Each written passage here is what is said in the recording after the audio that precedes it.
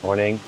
So, this is the view na makikita mo dito. Kita mo, lalaki ng goldfish yung mga koi, no? May sariling waterfalls. Ito yung iba, oh. Tahimik lang sila dyan. But anyway, ang ganda ng hotel na to. Alam niyo guys, binabawi ko na yung sinabi ko na yung pinakamagandang hotel, yung plus na tuloy natin. Ito pala. Dito kami kumakain, guys. We are going to eat our breakfast.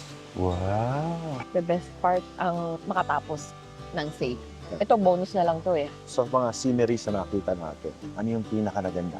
Sa mga farm nila, ang expressway nila dito, walang bayad. Sa journey natin, ano yung pinaka-highlights para sa'yo? Yung twisties, Parang enjoy din ako doon. no back pain.